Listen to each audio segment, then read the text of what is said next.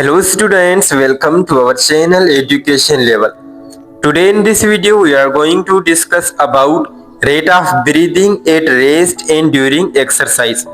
आज की इस वीडियो में हम जानेंगे कि आराम की हालत में और एक्सरसाइज के दौरान सांस लेने की रफ्तार क्या होती है। इससे पहले मेरी आपसे रिक्वेस्ट है, अगर आप हमारे चैनल पर पहली बार आए हैं तो चैनल को सब्सक्राइब जरूर करें। तो चलिए वीडियो को स्टार्ट करते हैं। सबसे पहले समझते हैं कि रेट ऑफ ब्रीदिंग क्या होती है। Rate of breathing means the number of breaths a person takes in 1 minute.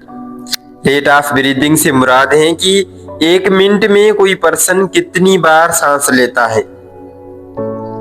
आमतौर पर एक हेल्दी पर्सन जब आराम की हालत में होता है तो उसकी ब्रीदिंग रेट लगभग 12 से 20 ब्रीथ पर मिनट होती है।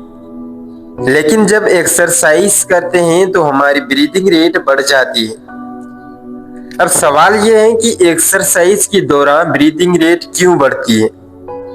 पहले हम हर एक पॉइंट को इंग्लिश में डिस्कस करेंगे, उसके बाद मैं आपको सिंपल हिंदी में समझाऊंगा। Breathing is largely an involuntary process. Breathing एक इनवॉलंटरी प्रोसेस है, यानी कि बिना हमारे कंट्रोल के ऑटोमेटिकली होता है। हम बिना सोचे समझे ऑटोमेटिकली सांस लेते और छोड़ते रहते हैं। The rate of breathing changes automatically according to changes in internal and external conditions. हमारी ब्रीदिंग रेट इंटरनल या एक्सटर्नल कंडीशंस में होने वाले चेंजेस के अकॉर्डिंग चेंज होती रहती है, यानी कि बॉडी की कंडीशन बदलने पर सांस लेने की रफ्तार भी बदल सकती है। During exercise the rate of breathing increase because of increase consumption of oxygen by the muscles.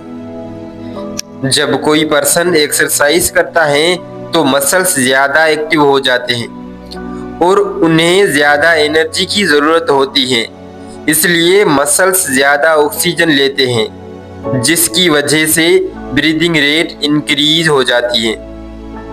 An increase in the concentration of carbon dioxide in the blood will cause an increase in the breathing rate. Exercise के दौरान muscles में activity ज्यादा होती है, जिसकी वजह से blood में कार्बन डाइऑक्साइड की कंसंट्रेशन इंक्रीज हो सकती है।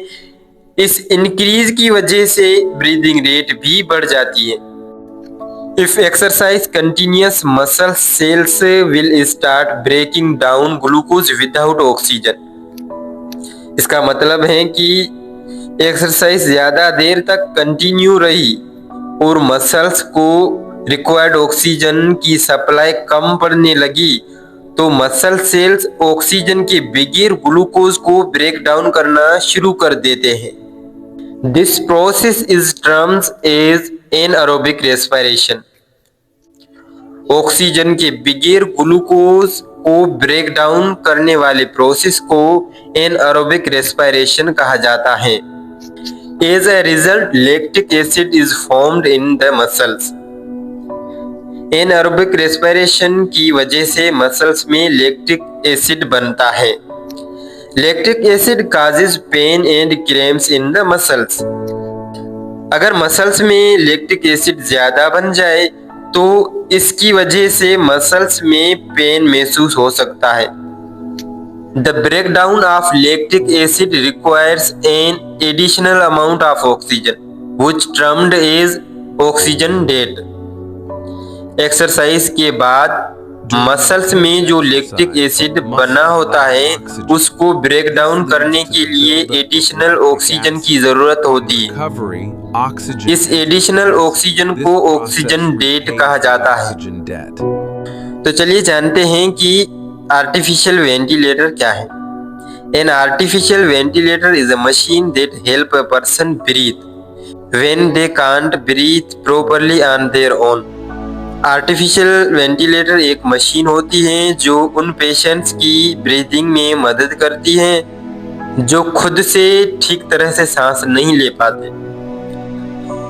ये मशीन लंग्स तक ऑक्सीजन वाली हवा पहुंचाने और लंग्स से कार्बन डाइऑक्साइड बाहर निकालने में मदद करती है। So this is all about today's video. If you like my video, please don't forget like, share and subscribe. Thank you for watching.